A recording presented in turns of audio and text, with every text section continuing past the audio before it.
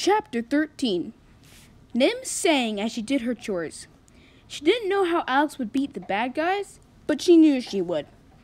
She did her charts and cleaned the hut, dusted, shook, and swept, got new palm fronds to make Alex's bed, arranged seashells around the coconut pearl and her mother's picture.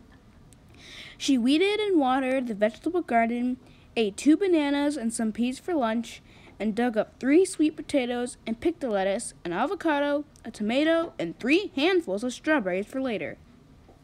Then she flopped into the pool for a rest and a bath, and she and Fred watched the birds overhead. They were flying inland, as if it were night. Something was wrong.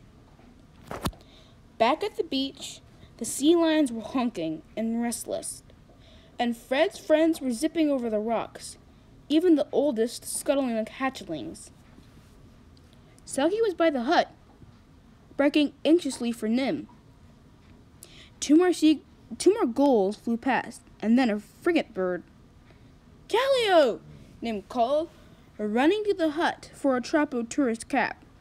"Have you got something for me?" The big bird swooped, grabbed the stuffed fish, and let Nim pull a note from his band. "Dear Nim, the birds say there's a storm coming. Go to the emergency cave. Take the phone, laptop, solar panel, battery charger, and other scientific equipment and whatever else you have time for. But you are the only thing that matters. As soon as you see that storm coming, drop everything and get to safety.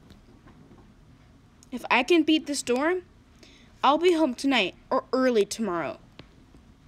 Love, as much as Jack loves Nim, Jack." Nim stared up at the sky.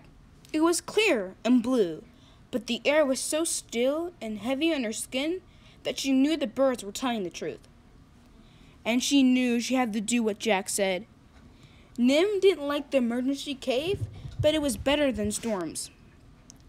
And it was much better than being on a boat in a storm, and much, much better than being on a boat in a storm when you don't know the storm is coming. "I've got to warn Alex," said Nim, and she dialed the number. Alex answered on the second ring. "I've learned to sail and I'm on my way. I've just cast off from the Trapo tourist ship." "Get back on it," Nim begged.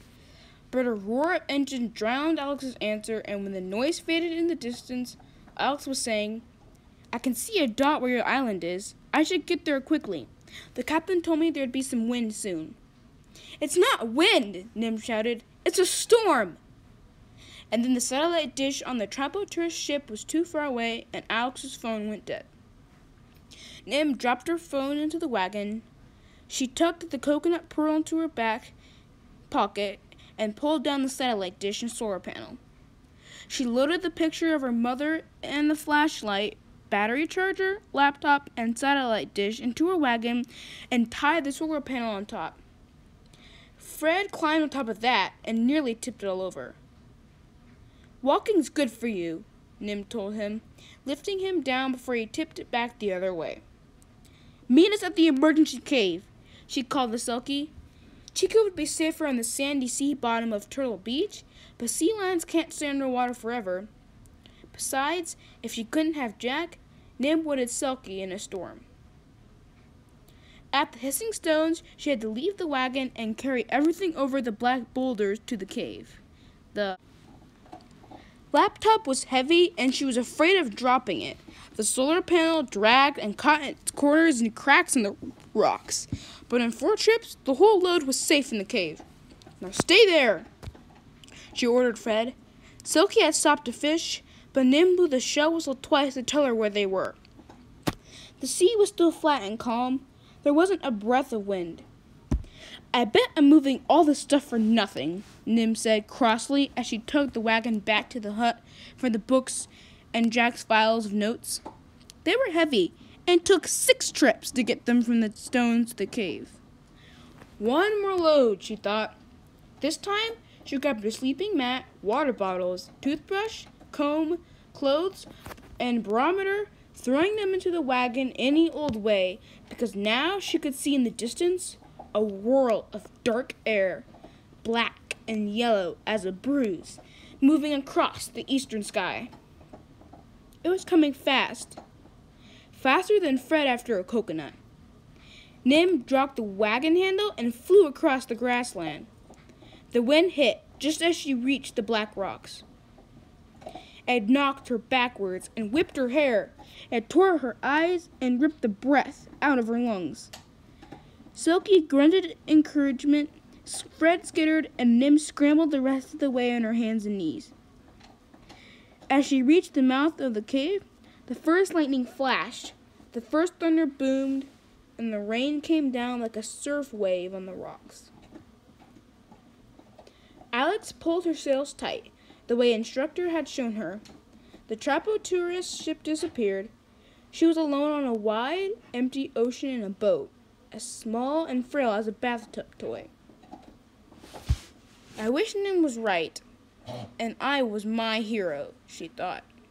But at least I can take notes about sailing, the gentle breeze, the interesting clouds. The interesting clouds came closer, fast they were. Dark, gray, and swirling. The gentle breeze jumped to a full force gale, and Alex felt like the hero in a legend who let the winds escape from the bag they were trapped in. That was when she remembered that she left her life jacket on the ship. "I'll tie myself to the mast," she said, but before she could reach it, the rain started. Like being in a car wash, Alex thought, without a car. The mast suddenly seemed a long way away, but just beside her was a metal ring with a rope through it. Alex yanked the rope free and tied one end to the ring and the other around her waist.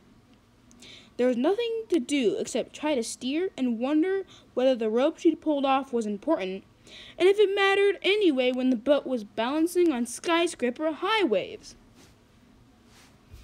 Maybe they weren't quite as tall as skyscrapers, but maybe they weren't much higher than a cottage. Tall enough, thought Alex as she roller coasted from one to the next. A fork of lightning exploded into a wave, crashing as thunder hit her ears like a boxer's punch. Alex threw herself into her stomach and clung to the tiller. Then the next wave was under her, and the wind was howling and hurtling her toward the smudge of Nim's Island. Faster than a city train, Alex guessed. She couldn't decide whether that was a good thing or not, but she was beginning to understand how her hero felt when she sent him adventuring. Terrified, thrilled, sure he was going to die, and so alive that he never wanted to stop. Crack! Her sails billowed like a balloon. The mast lifted and toppled off the boat. There was a sad flap of white, and her mast and sail sunk out of sight. So not a rowboat, Alex decided. She pretended that she was her hero because he wouldn't mind that his computer and suitcase had washed overboard and were at the bottom of the ocean. He wouldn't even be scared when he saw that the mast had taken a chunk out of the bottom of the boat as a going-away present and the sea was coming in to take its place. A hero would simply take off his hat and bail. So that's what Alex did. The problem was that even when she was being a hero, the waves were still monstrous, the rain was still pouring, and the winds were still roaring.